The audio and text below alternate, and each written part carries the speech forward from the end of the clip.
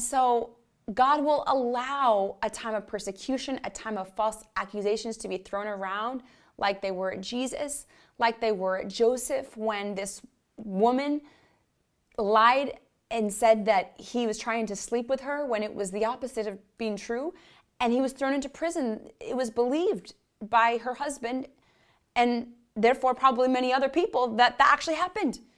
So God can allow those false accusations to stand for maybe a moment, you know, in a time of testing, and that's part of the storm. But lies can never stand. Only the truth can stand. And so the truth always comes out. And it's bigger than that. It's God makes sure that the truth comes out. God makes sure that the false accusations die and are seen to be the lies that they are. So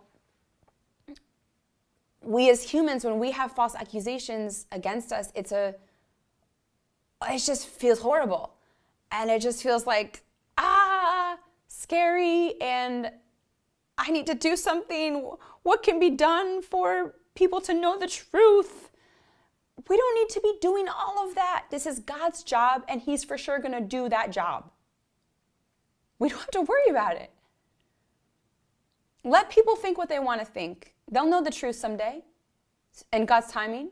One of the greatest things that I gained in this was the heart of the servant of God to not fear people. Paul says, if I were trying to please people, to seek their approval, then I would not be a servant of God. So it really has this definition. You literally can't fear people. You can't care what they think about you. You can't be, people need to know the truth about me. You cannot be that way and actually be a servant of God. And so I realized that in this storm, and I was tested in this way like never before. And I chose to not care what people thought and said, and just care about what God thinks of me, and just tried to please God every day. And so what happened through that is God built that heart stronger in me than ever before. That heart of a servant of only wanting to please God and not people. And I'm so grateful for that. And I see that purpose in what He did, and Him allowing that storm to build that heart in me. And I thank Him for that. In the middle of the storm, I firmly believed and never doubted that God would take me through the storm unscathed, and that He would be my defender and vindicator, and the truth would be known. I fully believe that, never doubted that. But coming out on the other side now, my faith in that area is so much stronger. Like, I feel like if I were to go through the same exact thing again, I would be in the position of sleeping in the boat, like Jesus. Like before, I wasn't quite sleeping. I wasn't sinking in the waters, maybe, but I was probably sitting on the edge of my seat, like, okay, is the storm gonna end soon, please, Lord? I was probably more like that.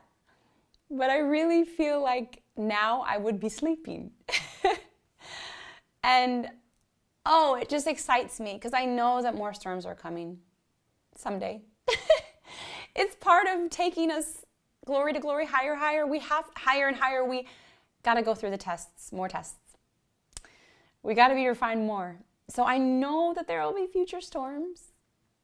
Not that I'm looking forward to them, but I am excited because I really feel like I will be sleeping in the boat a little more, at least this next time.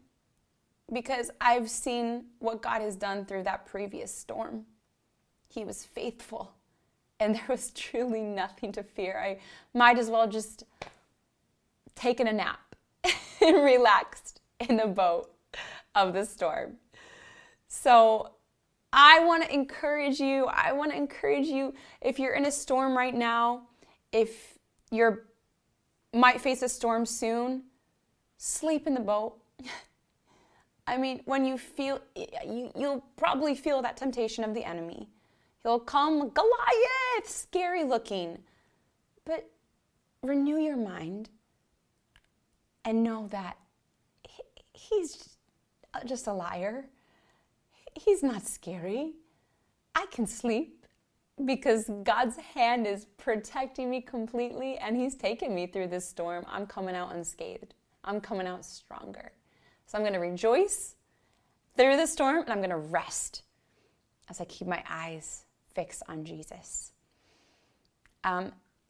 If you are surrendered to God, if you're walking in your obedience, doing the best you can, God wants you to be confident that he's really on your side, that he cares about justice. He's a God of justice.